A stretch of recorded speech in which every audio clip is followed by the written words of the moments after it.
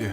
As I got another rhyme, another rhythm for y'all to listen. I'm never quitting on my mission. I'm on roll with what I'm giving. Got some ambition, this new edition, filling positions.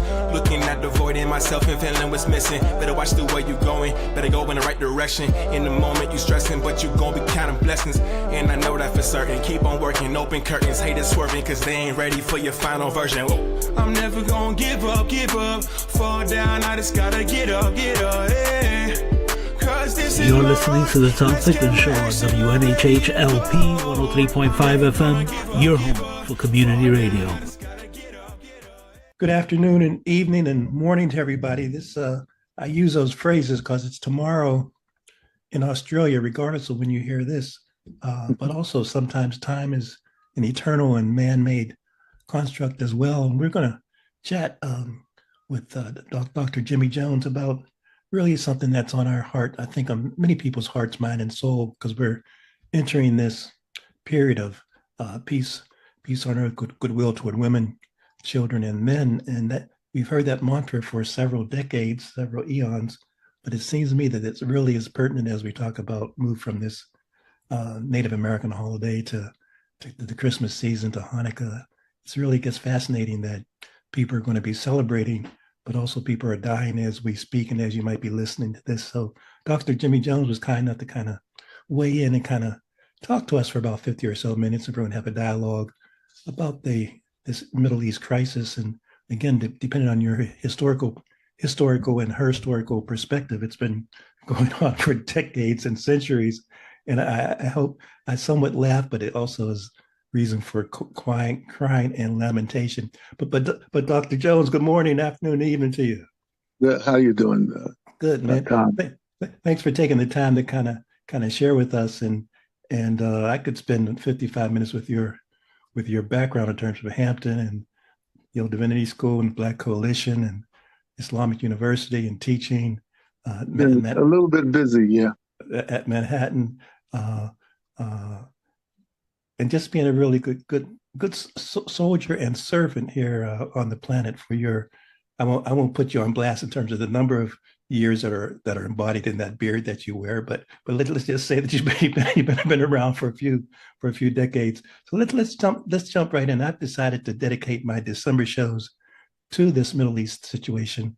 Not that our shows might solve the problem, but I'm so convinced that we just need to if not set the historical record straight, weigh in on what this historical narrative might be, not just for us, but for the future generations. This is a historical moment, I think, even that is tantamount to World War I, World War II, I won't say World War III, but it's a crisis is an understatement. So Dr. Jones, weigh in, and we have about 55 minutes, and so there's no particular script that you have to follow, but given your experience, and also I want to just mention before you start talking, you've made at least, correct me here, I do want you to correct me, at least 10, 15 trips to the Middle East?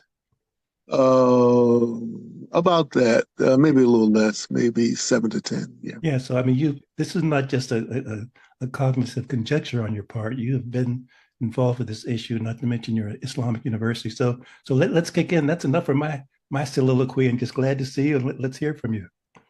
I think Bismillah, all of this is a matter of perspective and understanding history. And the first time I remember a connection to the Middle East, and we'll see how old you are here, mm-hmm. is the song Exodus, mm-hmm. Sung by none other than Pat Boone. Cut it out. This land is mine, God gave this land to me. And the song was based on Leon Uris's novel, Exodus, right? Mm-hmm. And from a very early age, I was raised in Roanoke, Virginia. I was trying to read everything in the library, and this book, Exodus, was one of the books.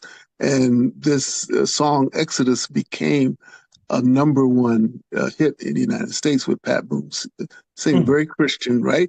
Not Jewish, right? And it's a song that stuck with me all of these years, right? This land is mine, God gave this land to me, this brave and ancient land to me. Though I'm just a man, with you right by my side, with the help of God, I know that I can be strong. I mean, this was emblazoned on me Where these words are part of who I am as a person. That's number one. Number two, my aunt and uncle, Aunt Bertha and Uncle John, who spent most of their adult life in Brooklyn, New York, in a relatively small storefront church. The only trip that I know that they ever made outside the United States was to Jerusalem.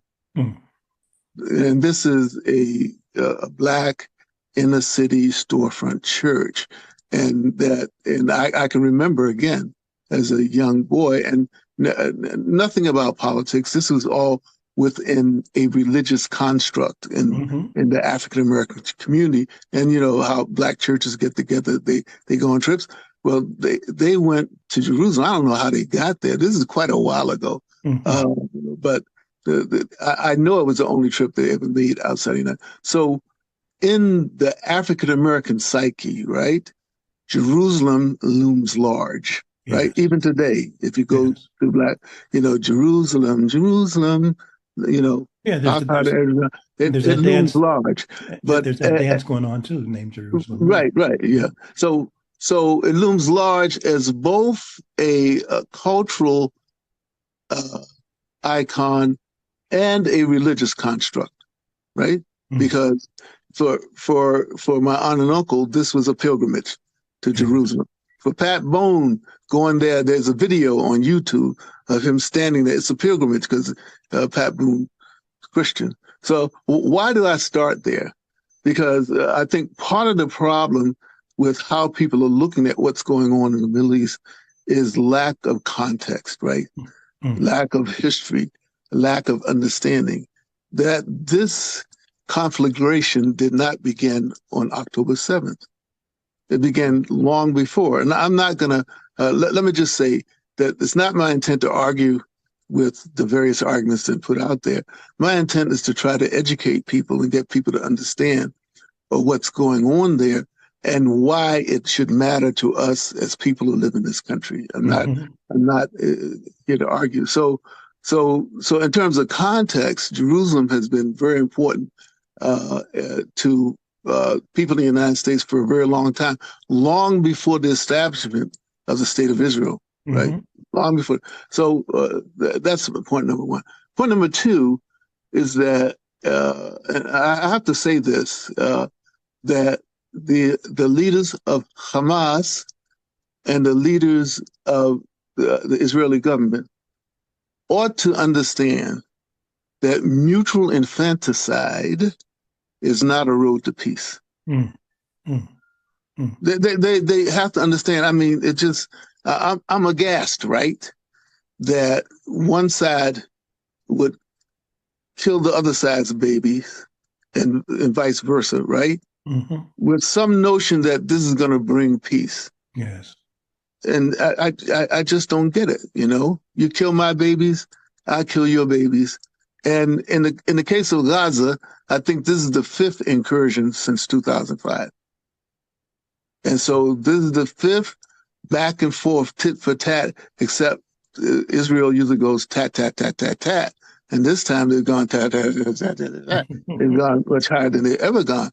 And, I just don't understand why these people, that is, again, the leaders of Hamas and the leaders of Israel, don't understand this, and that it is their people, and their babies, their women that suffer the most because of the decisions that they make. I understand how people who feel oppressed would want revenge. I totally understand this. As you know, my son Malik was killed by an East Haven police officer in 1997. And the first thing was a flash of anger. How could they? How could they kill my baby with my tax dollars? I'm a guy who thinks about where does the money come from? And people were urging me, let's go to East Haven and tear it up and all this kind of stuff. But oftentimes your first instinct is absolutely your worst, particularly when you're feeling like you're aggrieved. And again, this is the second thing is that and the interesting thing about it, at the beginning, the United States government was saying to the government of Israel, you should take a pause because We didn't take a pause in Afghanistan, and look what happened to us. They literally were saying this at the beginning. Mm-hmm.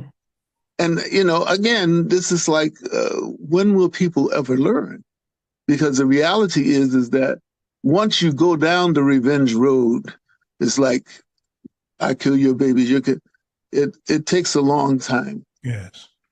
To end. And I think that's the saddest part of it, is that the average person in Israel and the average Palestinian had no say in the decision on October 7th and had no say in the decision on October 8th. You follow me? Mm-hmm. Mm-hmm. But who's suffering the most? Who's has the most anxiety? Who's losing their babies? Of course, the Palestinians are losing it more, but the Israelis are under siege, really. I mean, I've been there, as you said, and there's a certain unease in Israel, right? As there is, I've never been to Gaza. I tried to go to Gaza, and they wouldn't let me in. That's another long story. But I've been to the West Bank. I have students that I've taught at Manhattanville College who are from the West Bank. I have a very dear friend, a doctor who was born in Jabalia refugee camp in Gaza. And every time I watch Al Jazeera a lot in order to educate myself, because the American news outlets just they let me down in terms of helping us to understand what's going on. But every time I hear Jabalia refugee camp, I think about Dr. Izzaldine Abu Leish, who's a friend of mine, who lost 3 daughters, right, and a niece in the 2009 incursion. And this story is worth telling, so many people don't understand it. What happened is that he was literally he's a medical doctor, he's a college professor, and he was literally in 2009 he was talking to his daughters about moving from Gaza to Toronto. They were literally just talking about it in 2009. And this is just after the historic election of Barack Hussein Obama. And he walked out of the room. They were talking about this. And an Israeli tank shot shells in the room. And in an instant, 3 of his daughters and 1 niece were killed. Dr. Izzaldine is a medical doctor. He's an OBGYN, well-renowned medical doctor, a professor, right? Just imagine being in his situation, being about 10 feet away from where his daughters were killed. And then you walk in, right? You walk in the room and your daughter's brains are on the ceiling. SubhanAllah. This is like, what is this? I mean, and at first the government said that, oh no, there was a sniper there, and then they changed the story. No, there wasn't a sniper there. And long story short, he ultimately sued them. But the thing to understand about Dr. Izzaldine Abu Leish is that in spite of literally being within a few feet of his daughter, when they were killed by the occupying force. I mean, they don't like being called occupiers, but that's what they are. Even Ariel Sharon, who was a prime minister of Israel and a war hero, called it occupation before he had a stroke. He had a stroke and died. He called it an occupation. So if a war hero, Israeli war hero, and a prime minister would call it occupation, we don't, somehow we're wrong because we're outsiders to call it occupation. And so the occupying forces, they did this. And Dr. Izzaldine Abu Leish, I mean, he reminds me of Abraham, right? That whom the Jews, the Muslims, and the Christians revere, his willingness to sacrifice his son, you see? And why does it remind me of this? Is that literally with the blood of his daughters on his shirt, he was talking about, first of all, he said, Ya Allah. He called out to God. a lot of people would curse God in these situations, in these circumstances. This is not the Palestinian people.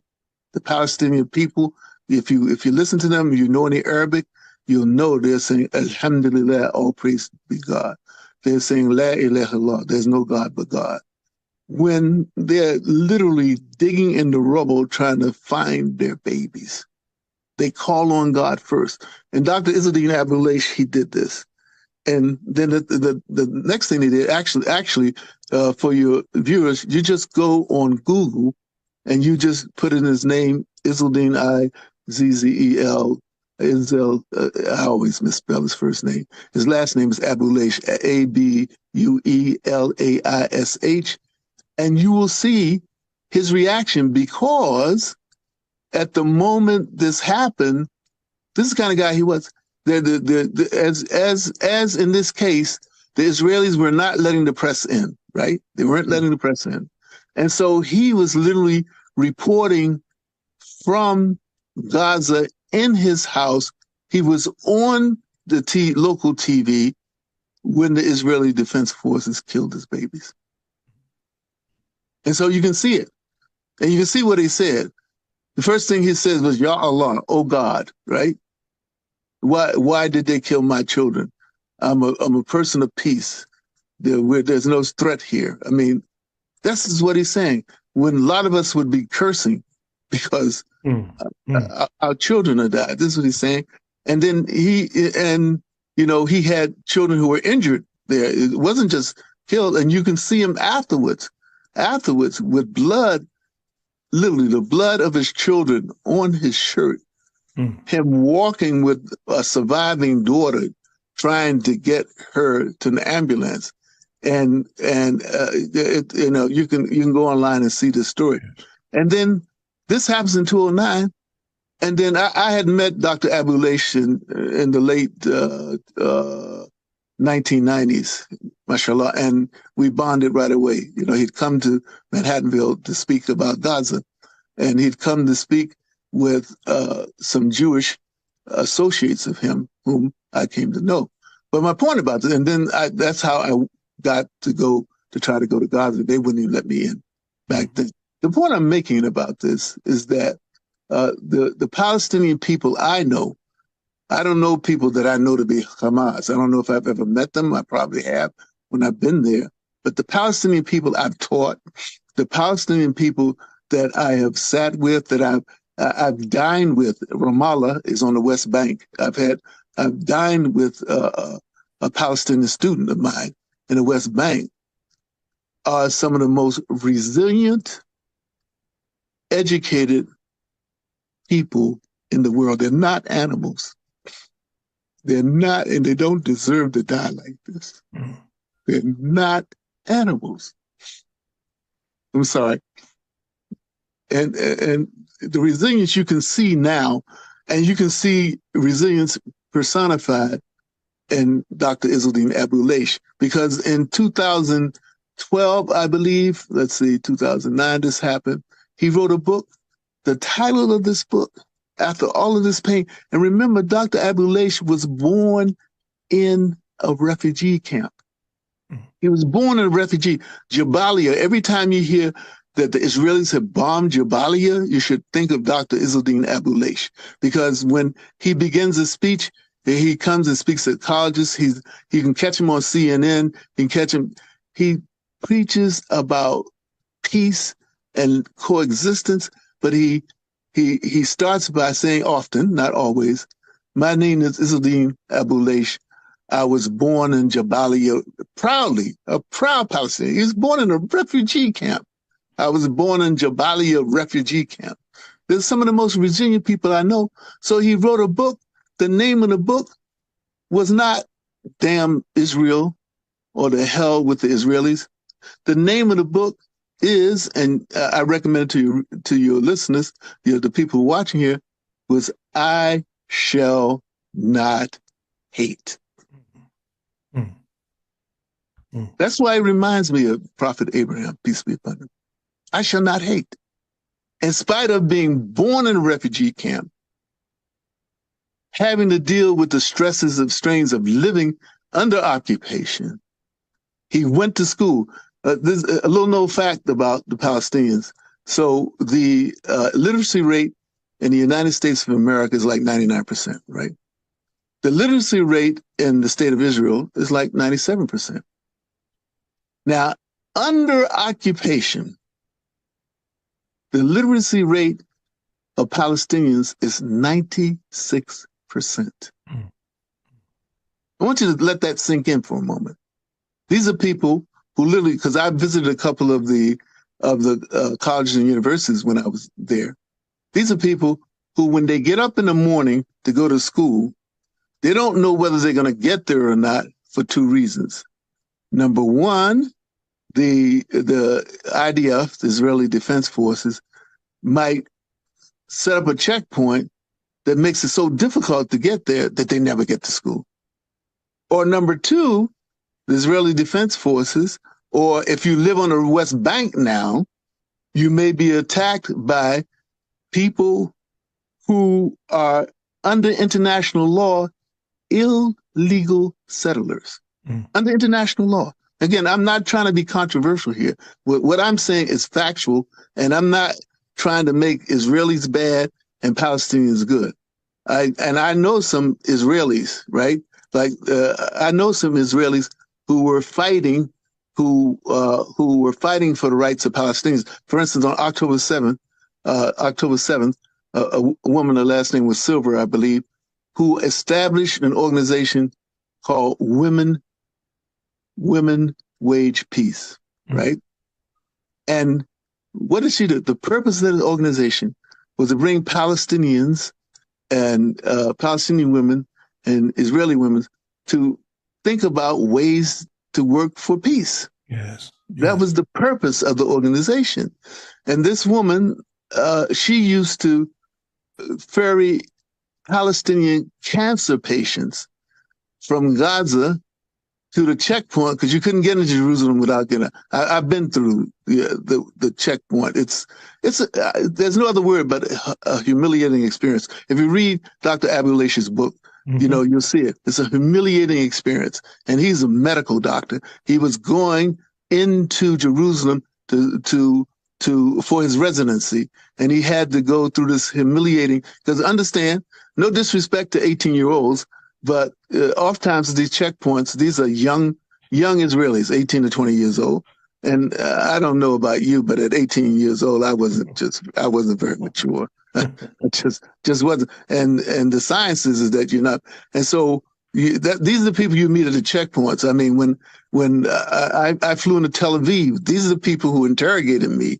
And one time I got turned around and sent back. But my point about this is that this woman, Miss Silver, she used to ferry cancer patients from Gaza to Jerusalem, right? And this was not an easy thing to do, because even if you're not Palestinian, if you're with a Palestinian, suspicion falls on you. One time, my wife and I were in Jerusalem, and we wanted to use a Palestinian car service. We wanted to use a Muslim car service, as opposed to the Israeli jitney, right? So, you know, we're going to use this car service, but and we've done both. We've been in Israeli jitney. They stop you and they ask for everybody's ID, right? That's what they do. I mean, they're security conscious. And so that would happen with the jitney, and they let everybody go. When I tried to go to Tel Aviv airport in a Palestinian-driven taxi, they had us get out. They looked under the hood. They have these mirrors where they look under, and they made the taxi. There were two of them. They made them strip. They strip searched them. This is humiliating. These are not people who are, quote, known terrorists. These are Palestinians trying to make a living. I understand the mentality, because I had also walked the streets of Jerusalem years before, where suicide bombers had gotten on buses and blew up everybody on the bus.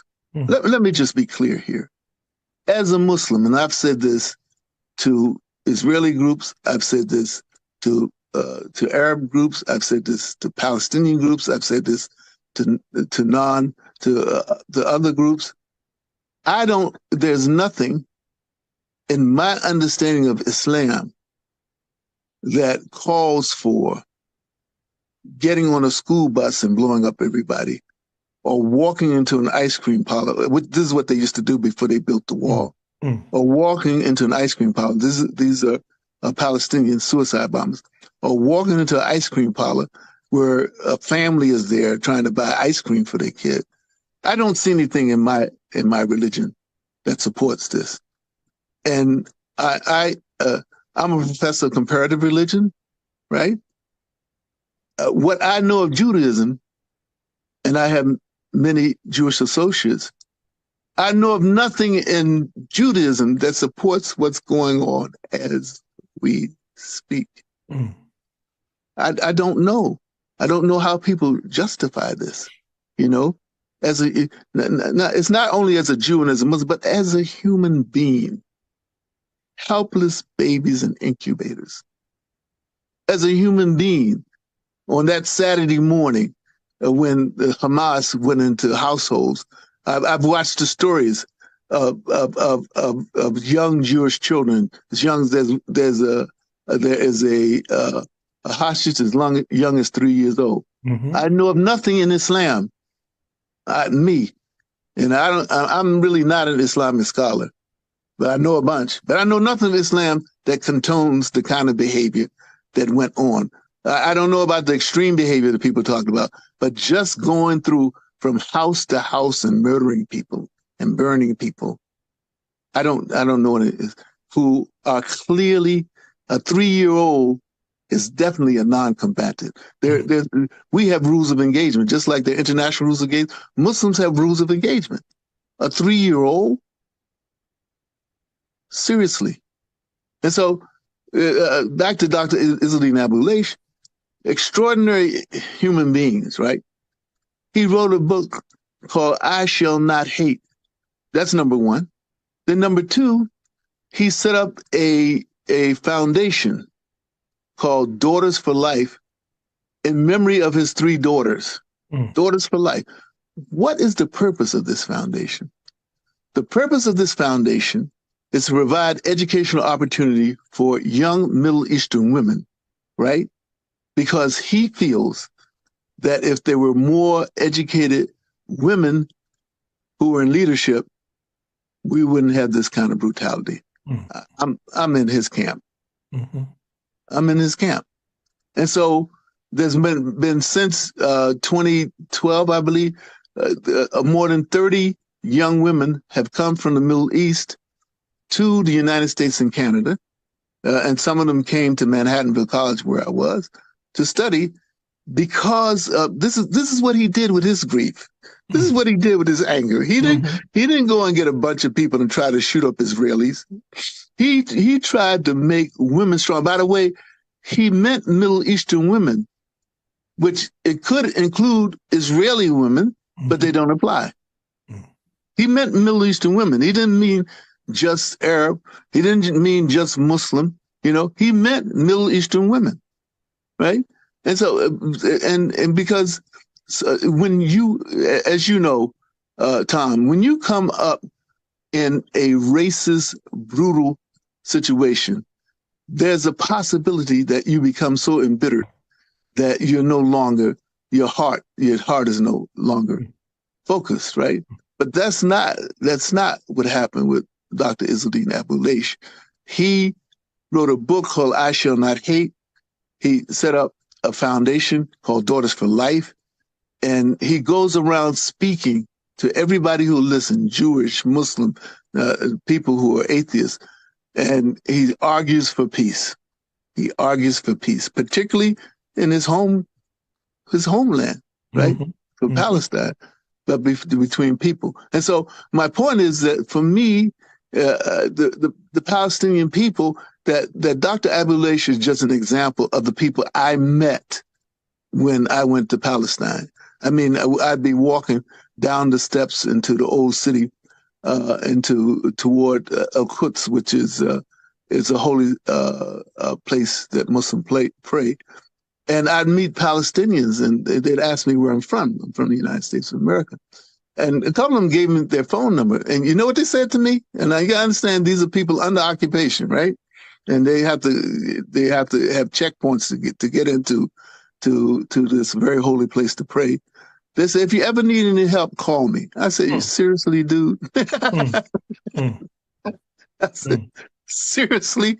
And he was serious. He was serious. Mm-hmm. If you ever need any help. I mean, so the Palestinians I know, I don't know all of them. They're resilient, right? And they're educated. I mean, that is, to me, it is amazing that they have a 96% literacy rate under those circumstances. Yes. Under those circumstances. This is the people who, as we would say in the Black community, who have their eyes on the prize. Right? They're not, I mean, and again, I watch NewsHour all the time, and they'll interview somebody. They'll say, again, they'll start with God. But they'll say, where's the United States? Right? They'll say it in Arabic. Where's the United States? Where are the Western countries? Don't you see? Look, these babies are dying here. Where is your humanity? And they'll say something, but God will take care of this. Subhanallah. So this is a perspective. Obviously, you don't hear, right? Because you have. I'm going to try to be as nice as I can to the leadership of Hamas, and the United States and Israel. I put them all in the same box. I'm sorry. You know, people can say, well, the Palestinians are oppressed, but there's a concept that I developed called the post-victimization ethical exemption syndrome. Right? That is that the idea that because your people have been oppressed or are being oppressed, that all the ethical things that you profess to follow, you throw them out the window. This is what I think the leadership of Israel is doing, and this is what I think the leadership of Hamas is doing. Because as Jews and Muslims, there's certain ethical principles they're supposed to follow. And they're not following. I'll say that. I'll be so bold and say they're not following them. Tell me how this is something that you can justify as a Jew. Tell me this is something you can justify as a Muslim. And so I call it the post-victimization ethical exemption syndrome. And so because of the syndrome, you will deflect, you will rationalize, you will make the most outrageous arguments in defense of what you're doing. You kill 5,000 babies and you say Israel has the right to defend itself. You slaughter children in their beds and you say Hamas has the right to defend itself. That's what people say. You slaughter children in their beds. And then you say, I gave up cursing a long time ago, but every time I hear somebody from Hamas say this, or somebody who's Israeli say this, I said, what the hell is wrong with these people? This is not about being a Jew or Muslim, a Democrat, or Republican. This is about where in the hell is your humanity if you think that your road to freedom is to slaughter babies in their bed. Where do you get that from? Or your road to security is to bomb hospitals where you know there are premature babies. What is wrong with you? So for me, the Palestinians are some of the most resilient people, and they're some of the most educated people. And as you well know, the tens of thousands of Israelis were disaffected by the government. Again, this is factual. We're not happy with the leadership in Israel before this thing jumped off. Mm-hmm. And I'm just sad. This is, I mean, I'm trying not to be political because for me, this is not a political issue. This is a humanitarian issue. Are you a human being or are you not? Mm-hmm. Are you for slaughtering babies in their bed as Hamas did on September 7th or not? Are you for slaughtering premature babies or are you not? Right? You know, let's make the distinction here. And so this is not about Democrat, Republican, American, Jewish. This is about where is your humanity? It takes my breath away, like I said, that people rationalize the most outrageous acts and try to justify and try to say that what they're doing just. But it's even worse that my government takes my money and supports it. I'm saying, what? I mean, I don't understand the president of the world's leading democracy going into a war zone. I don't understand that, first of all. That I don't understand. Because usually presidents don't fly into war zones. That was extraordinary, right? Mm-hmm. Mm-hmm. But to fly into a war zone and support a government that has made racist statements like they're animals, racist statements like we're going to flatten Gaza. These are public statements that the government made in the wake of what happened. I don't understand it. Joe Biden is supposed to be a sympathetic person. I don't get it that you can say things like there are no red lines. And you're a Catholic? You call yourself a practicing Catholic? You know, I can't measure my own religion, much less somebody else's religion. But I just don't get it. So I think we as human beings are an inflection point. And one of these points, you know, one of the things that points to this inflection point is how we're handling Gaza. Mm-hmm. There are other places like Yemen is another place, right, where Muslims are starving Muslims. Because for me, this is not about whether you're a Christian, Muslim, Jew, or Democrat, Republican, American. But I mean, one of the world's before this event, Yemen was called by the United Nations the world's worst humanitarian crisis. Before this, and you visited there, or I haven't been to Yemen. No, I thought you were okay. Yeah. So so this is my take. You know, I'm wailing and gnashing of teeth every day, hoping that something's going to happen, that somebody will come to, and people are coming to the senses. People are resigning right and left, literally. Mm-hmm. So I can't do this anymore. And the people who are leading the charge against this kind of thinking in the United States are young Jewish people. Yes. Dr. Jones, let's take perhaps the next 10 minutes or so and address some of your students that you've seen, that you've known, that you hope that for the young generation, I mean, because this will be their dilemma to hopefully solve if but if as a doctor, as a teacher, you know, with the Islamic University, what do you want to say for another 5 or 10 minutes to the students, to the young minds, because they're growing up under this. You and I are AARP eligible, and we've been around the track a little bit. Yeah. But about the young people, what do you want to say to them?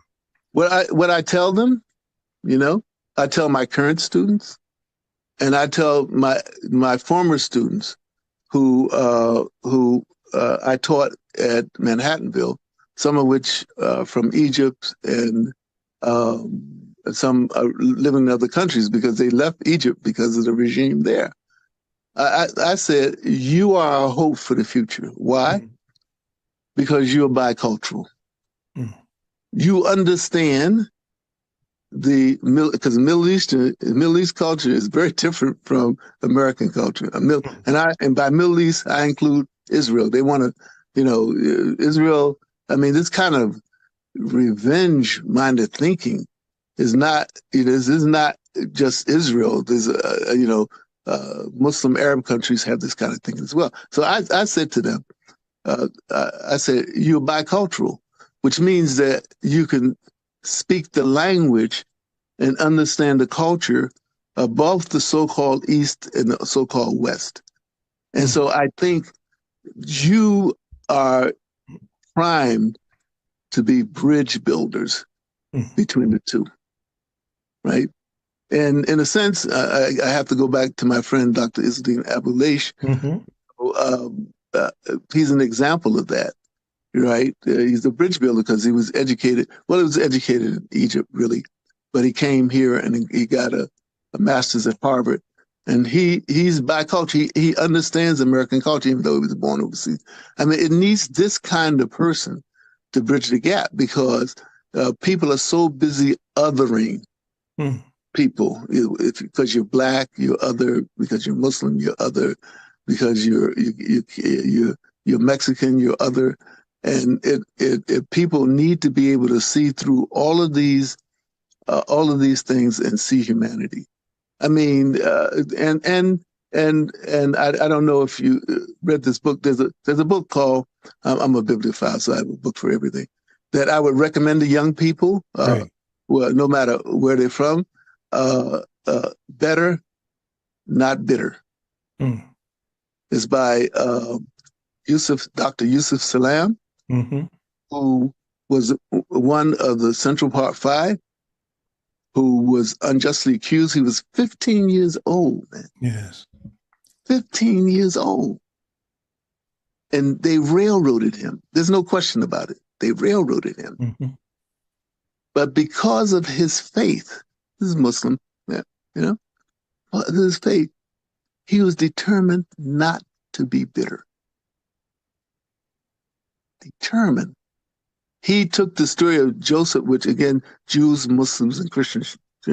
He took the story of Joseph, the young man who was betrayed by his family, sold into slavery, lied upon by the leader's wife, and he always called on God. I mean, this is the point. I mean, I'm gonna call people back to God.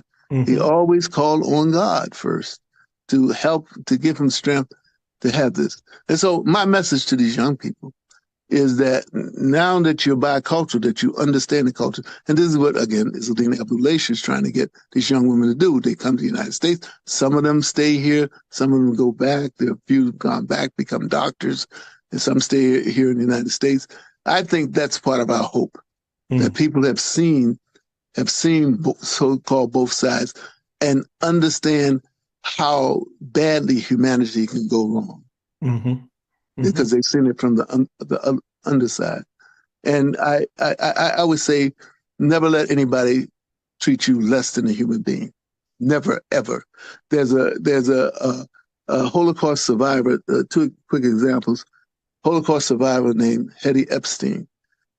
She was a Holocaust survivor, and the person she survived the Holocaust.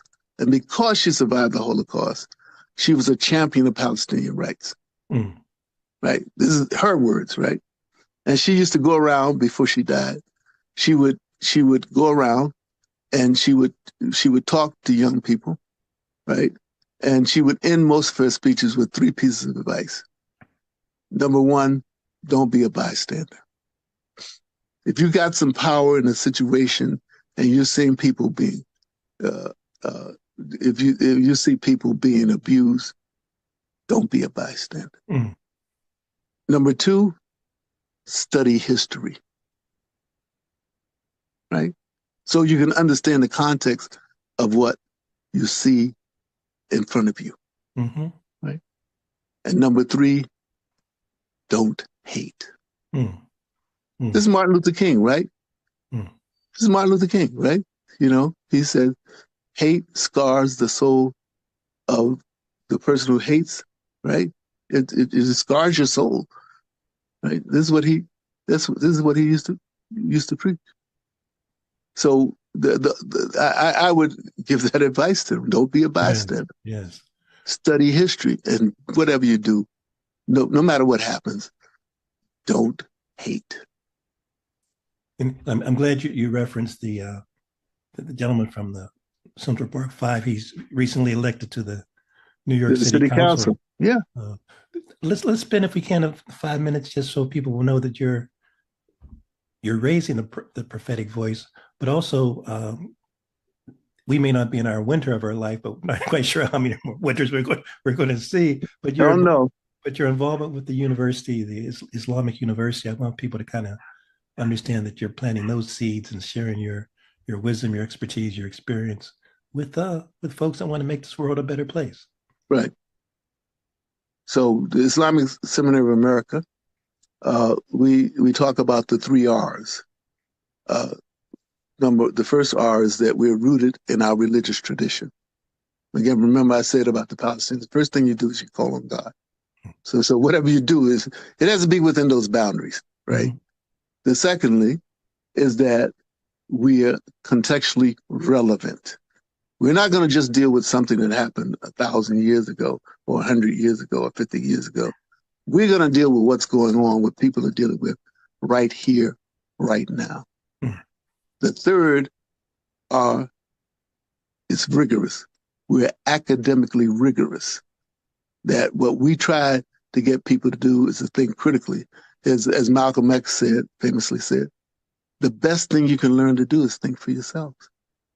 I believe if people, have an ethical code, I believe as people have an understanding of history, I believe if they're taught to think rigorously, the world is going to be a better place. Mm.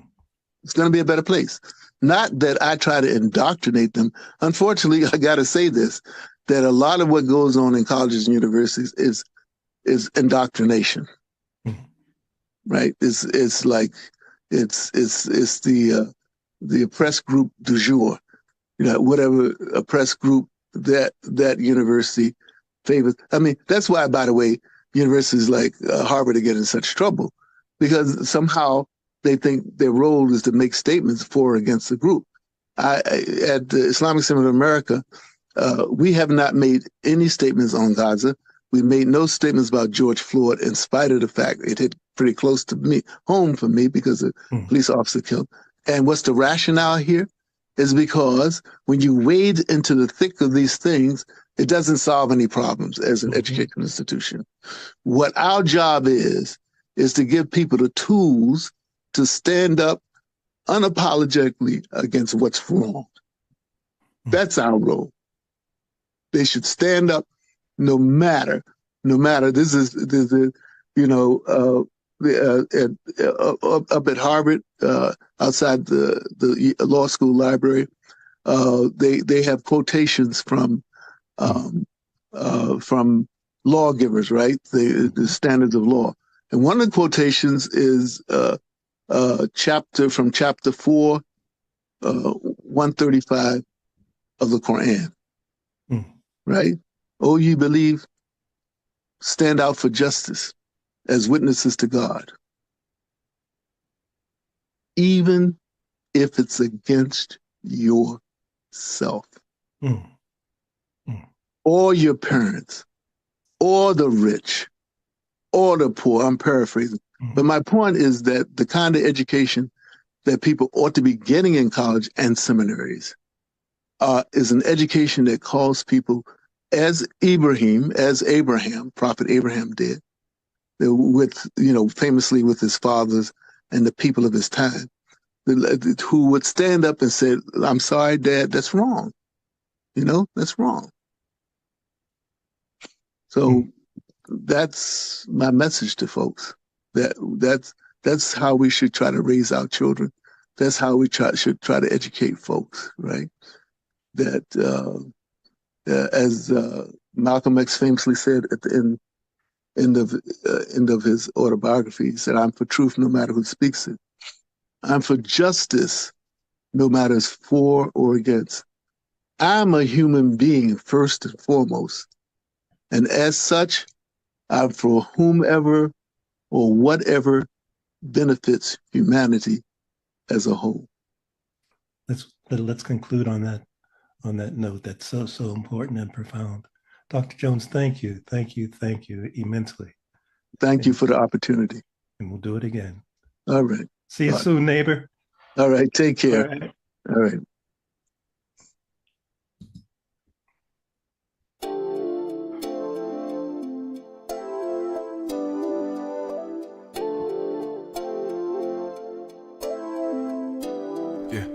As I got another rhyme, another rhythm for y'all to listen. I'm never quitting on my mission. I'ma roll with what I'm giving. Got some ambition, this new edition, filling positions. Looking at the void in myself and feeling what's missing. Better watch the way you going, better go in the right direction. In the moment you stressing, but you gon' be counting blessings. And I know that for certain. Keep on working, open curtains, haters swerving, cause they ain't ready for your final version. Whoa. I'm never gonna give up, fall down, I just gotta get up, yeah. You're listening to the Tom Ficklin Show on WNHH LP 103.5 FM, your home for community radio.